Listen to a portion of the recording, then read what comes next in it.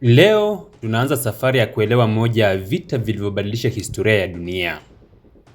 Vita vya Vietnam havikuwa tu mapambano kati ya Vietnam na Marekani, bali vilikuwa vita vya uhuru, itikadi na ushawishi wa mataifa makubwa wakati wa vita baridi. Lakini ili kuelewa kwa nini vita hivi vilianza, ni lazima turudi nyuma kwa zaidi ya miaka 100, yani karne moja, wakati Vietnam haikuwa taifa huru. Kwa karne nyingi, Vietnam ilikuwa taifa lenye utamaduni wa kipekee na historia ndefu. Watu wake walitegemea kilimo, hasa uzalishaji wa mpunga, na waliunda falme mbalimbali zilizotawala maeneo ya nchi hiyo. Hata hivyo, kutokana na ukaribu wake na China, Vietnam ilikumbwa na vipindi vya kutawaliwa na majirani zake kabla ya kujipatia uhuru na kuendelea kujitawala yenyewe. Katika karne ya 19, nguvu mpya kutoka Ulaya zilianza kutafuta makoloni barani Asia na Afrika. Miongoni mwa mataifa hayo ilikuwa Ufaransa. Mwaka 1858, Ufaransa ilianzisha uvamizi wa Vietnam kwa madai ya kulinda wamishonari wake wa Kikatoliki na maslahi yake ya kibiashara. Baada ya miaka kadhaa ya mapigano, kufikia mwaka 1888, Ufaransa ilikuwa imeangusha Vietnam, Laos na Cambodia katika himaya iliyoitwa French Indochina. Kwa Wafaransa, eneo hili lilikuwa chanzo kikubwa cha utajiri. Walichukua ardhi yenye rutuba, wakaanzisha mashamba makubwa ya mpira, kahawa na mpunga, huku wakiwalazimisha wenyeji kufanya kazi kwa mishahara midogo na kulipa kodi kubwa zaidi. Ingawa walijenga reli, barabara na baadhi ya shule, maendeleo haya yalilenga zaidi kunufaisha utawala wa kikoloni kuliko wananchi wa Vietnam. Kadri miaka ilivyopita, wananchi wengi wa Vietnam walizidi kukasirishwa na utawala wa Kifaransa. Ardhi nyingi ilichukuliwa na wakoloni, nafasi za juu serikalini zilitolewa kwa Wafaransa, na uhuru wa kisiasa ulikandamizwa. Kutokana na hali hiyo, vikundi vya kupigania uhuru vilianza kujitokeza. Miongoni mwa viongozi waliotoka wakati huo alikuwa kijana ambaye baadaye angeibadilisha historia ya Vietnam na dunia nzima. Jina la kijana huyo lilikuwa ni Ho Chi Minh. Ho Chi Minh alisafiri katika nchi nyingi duniani akitafuta elimu, uzoefu na njia ya kuikomboa Vietnam. Akiwa nje ya nchi, alijifunza kuhusu ukoloni, harakati za wafanyakazi na siasa za kimapinduzi. Aliamini kwamba Vietnam ingeweza kupata uhuru ikiwa wananchi wangeungana kupambana na utawala wa kikoloni. Baadaye, alianzisha harakati za ukombozi ambazo zilianza kupata uungwaji mkono mkubwa kutoka kwa wananchi wa Vietnam. Mwaka 1944, wakati vita kuu ya pili ya dunia ikiendelea, majeshi ya Japan yalivamia Vietnam huku utawala wa Kifaransa ukidhoofika. Hali hiyo iliwapa wapigania uhuru nafasi ya kujiimarisha. Mwaka 1941, Ho Chi Minh alianzisha vuguvugu la Viet Minh ambalo lilikusudia kuikomboa Vietnam kutoka kwa watawala wa kigeni. Baada ya Japan kushindwa mwaka 1945, Ho Chi Minh alitangaza uhuru wa Vietnam, lakini Ufaransa haikuwa tayari kupoteza koloni lake. Hapo ndipo mbegu za vita vikubwa zilipopandwa. Mwaka wa 1954, baada ya karibu miaka 8 ya mapigano makali, jambo ambalo mataifa mengi hayakulitarajia lilitokea. Jeshi la wakulima, walimu na wapigania uhuru wa Vietnam lilishinda Ufaransa, moja ya mataifa yenye nguvu zaidi ya kikoloni duniani. Lakini ushindi huo wa Vietnam haukumaliza vita kabisa.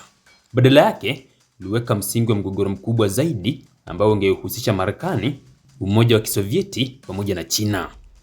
Hapa ndipo palikuwa mwanzo wa vita vya Vietnam, vita ambavyo vingebadili siasa za dunia na kuacha majeraha yanayoonekana hadi hii leo. Baada ya kushindwa kuwadhibiti wapigania uhuru wa Vietnam kwa miaka mingi, Ufaransa iliamua kujenga ngome kubwa ya kijeshi katika bonde la Dien Bien Phu, kaskazini magharibi mwa Vietnam. Mpango wao ulikuwa rahisi. Walitaka kuwavuta wapiganaji wa Viet Minh kwenye mapigano ya wazi, wakiamini kwamba silaha zao za kisasa, ndege za kivita na mizinga vingewapa ushindi mkubwa na wa haraka.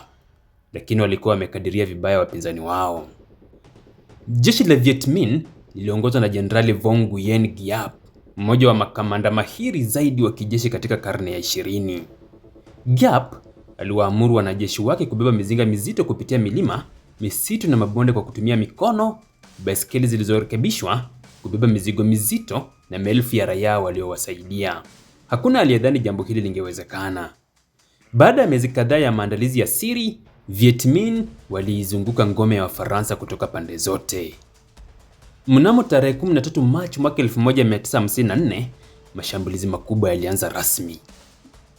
Kwa siku 56 mfululizo, mapigano yalikuwa makali zaidi.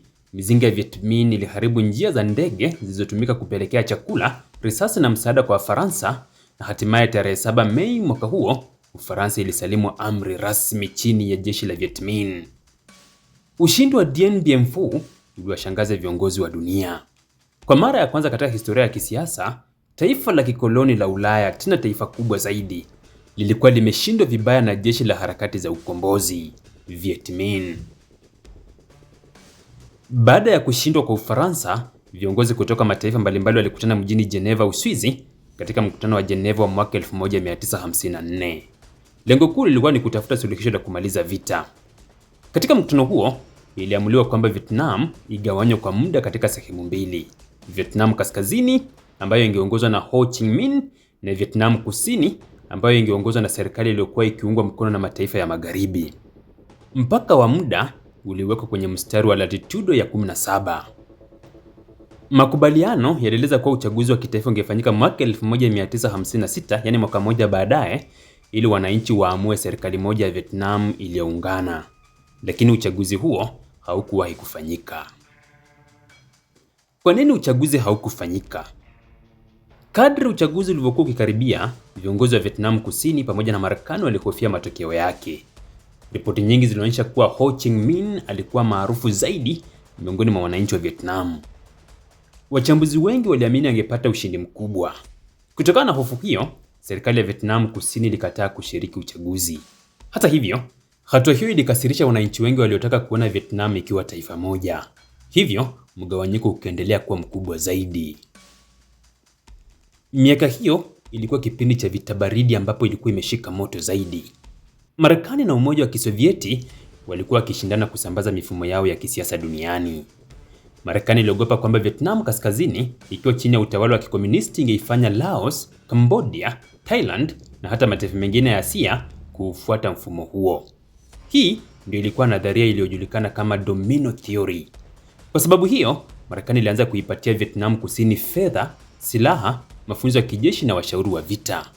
Mwanzoni, wanajeshi wa Marekani hawakupigana moja kwa moja, lakini kila mwaka idadi ya washauri wa kijeshi iliongezeka.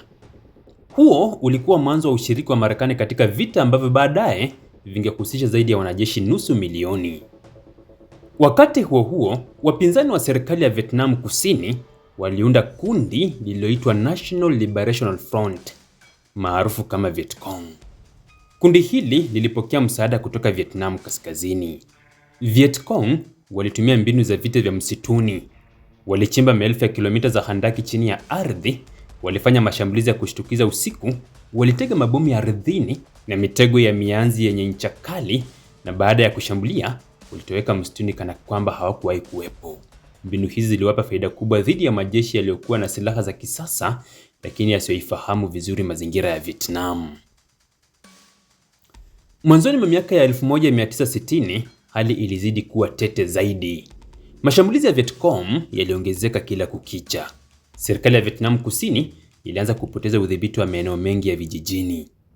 Wakati huo, Marekani ilianza kutambua kwa msaada wa fedha na silaha pekee usingetosha. Ilibidi ifanye uamuzi mgumu. Je, itume wanajeshi wake kupigana moja kwa moja? Uamuzi huo ungeifanya Marekani ingie kwenye vita ambavyo vingedumu kwa miaka mingi na kubadili historia yake milele.